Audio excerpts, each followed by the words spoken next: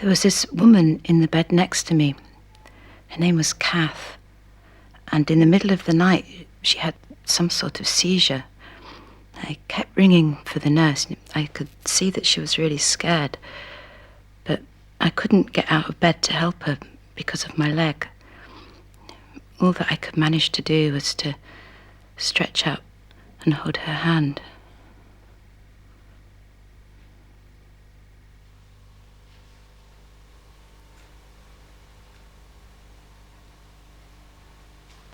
When we were kids, my sister and I used to share a room, and she used to stretch her arm out across the space between our beds and hold my hand at night because I was scared of the dark. Gail is 3 years older than me, and sometimes I used to wish that she was dead. We used to play at being dead when we were kids. It was it's like a tea party, except we all wore black, and we cried over the corpse. That was me. I always had to play the corpse. You used to hit me if you could see me breathing.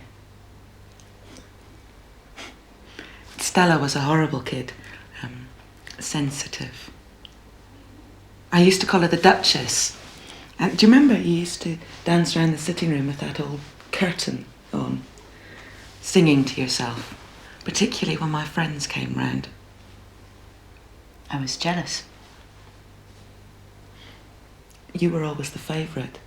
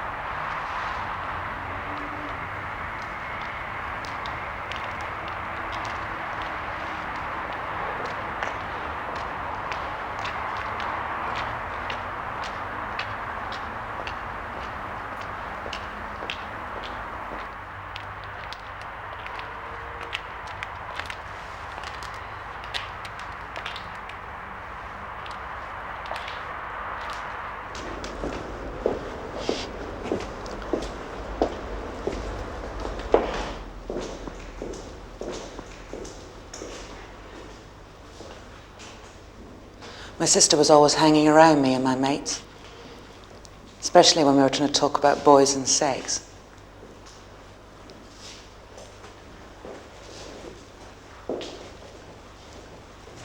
Stella was in the Girl Guides and she had piano lessons.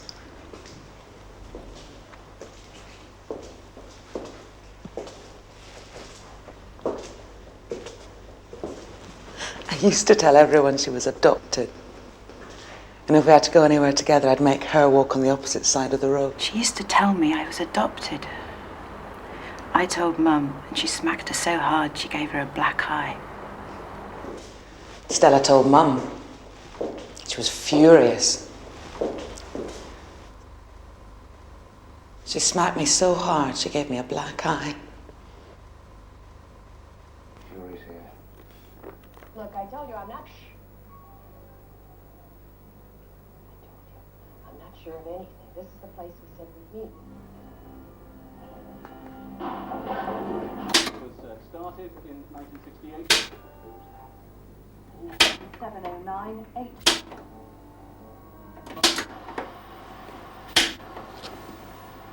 They actually get a chance to shout at each other. They're well used to doing that, so they shouldn't have any difficulty. This is our crossfire section. Malcolm Bruce and Nigel Evans, you have 5 minutes to test.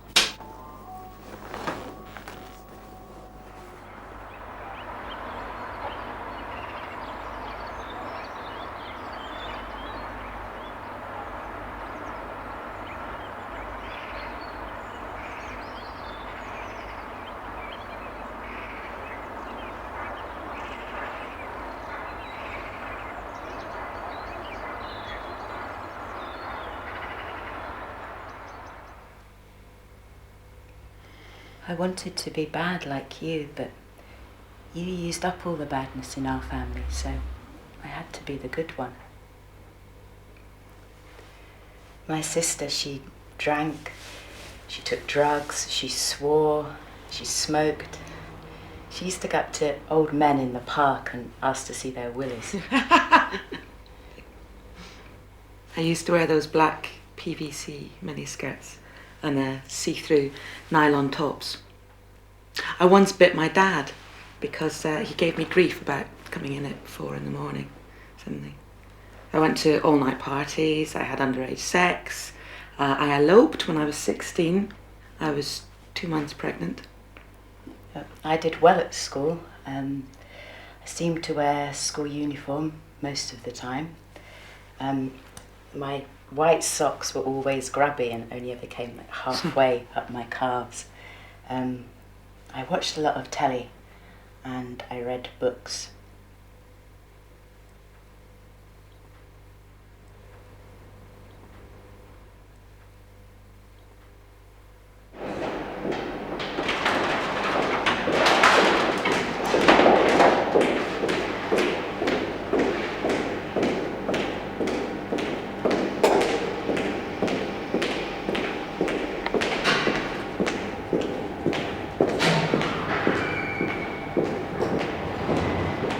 Of course, the marriage lasted about 2 weeks. Well, he expected me to go out and do all the cooking and cleaning while he went out on the piss with his mates. I had an abortion, done privately. Actually, Mum gave me the money for that. It's very good. They give you tea and biscuits when you come round. For about a year, he used to come round to the house and stand shouting things. I didn't have a boyfriend until I was 18. His name was Kevin, and he worked in a local fish and chip shop, and he always stank of chip fat. The smell of it used to get right into the pore of his skin, but he had a motorbike. I got a job in the local pharmaceutical company, so we were okay for contraceptives.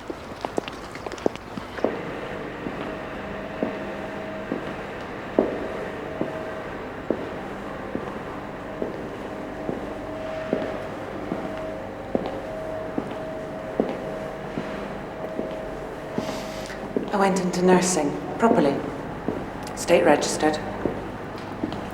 I was working in casualty when they brought them in. He was DOA.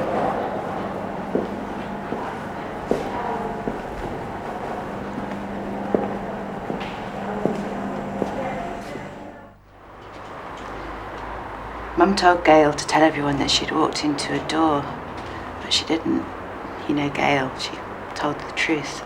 I was meant to tell everyone that I'd walked into a door, but I didn't. I told them the truth.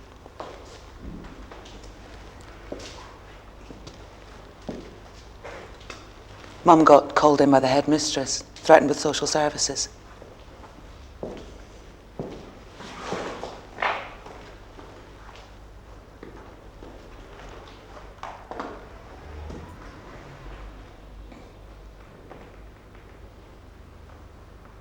This was just after Dad had left. I helped him pack.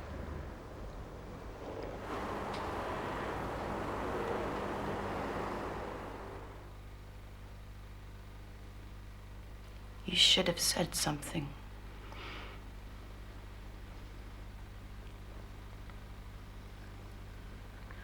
I rolled his socks up into little balls, the way I'd seen Mum do it.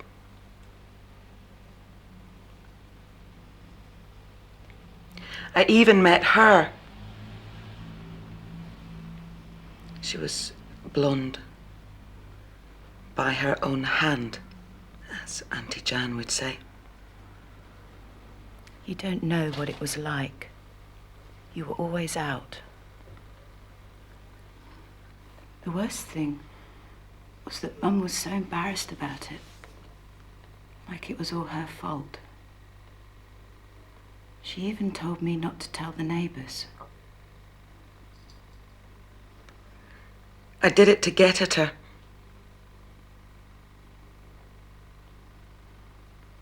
When I first started my training, we used to go out a lot, clubbing and drinking. Actually, doctors are the worst. Doctors take their trousers off in public.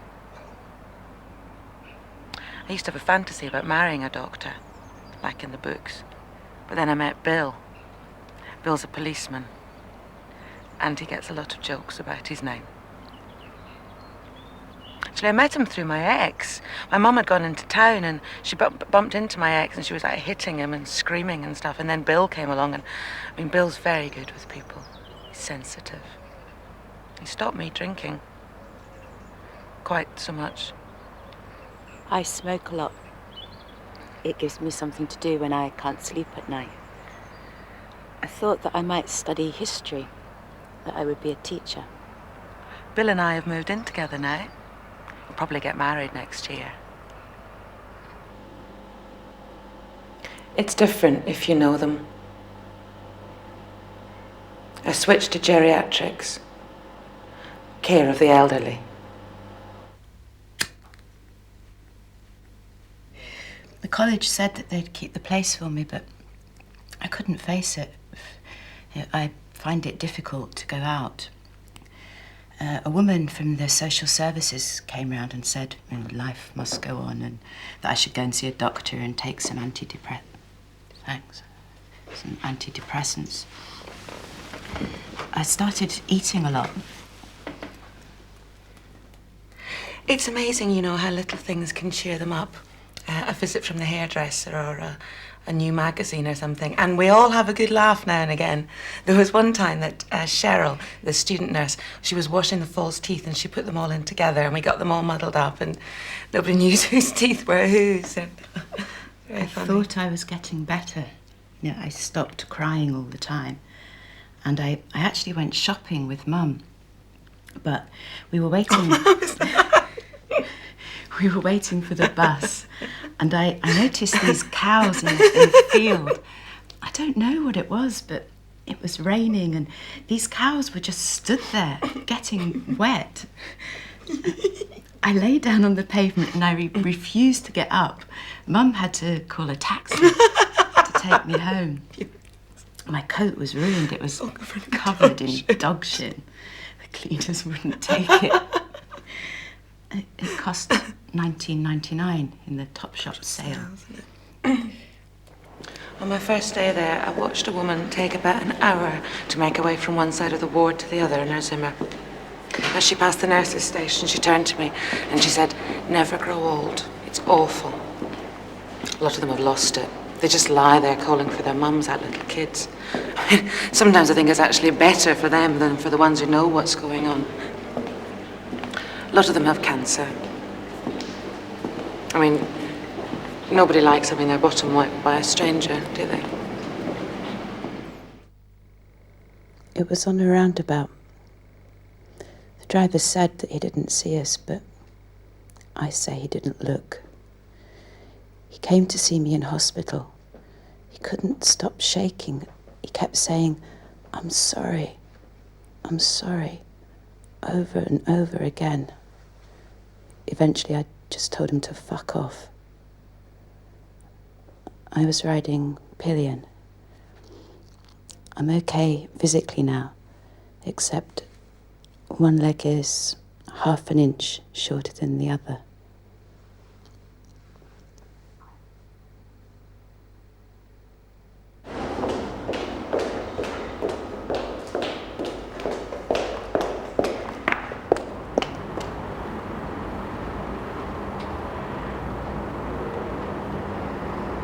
I can't bear those photos that you get in shop windows. Brides and kids and pets, all in soft focus. They make me want to throw up. Well, there's always someone worse off than you. That's what gets me down. Why don't you clean yourself up and we'll go to the pictures or something?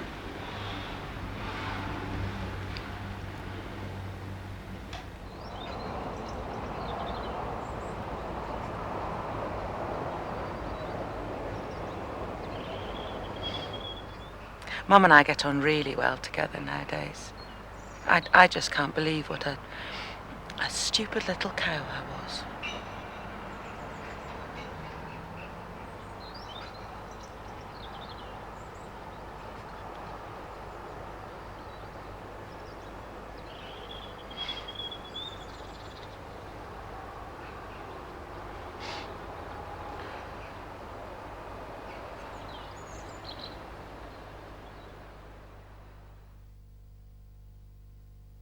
Look, if we all club together, then maybe you could go away for a weekend or something.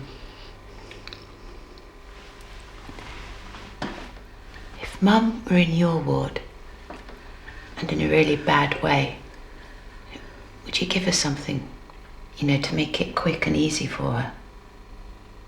Look, Mum's fine, and there's no point in talking like this. It's maudlin. I remember you, aged about 9, and you dropped your ice cream and you were crying as if the world had ended. There's a photograph of it somewhere.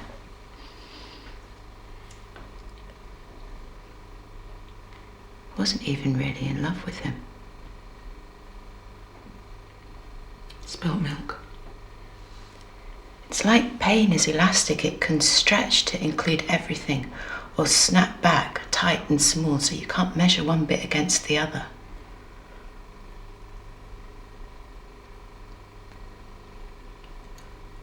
What do you want me to say?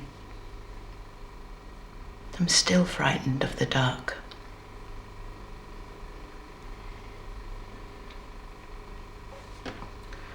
Sleep with the light on.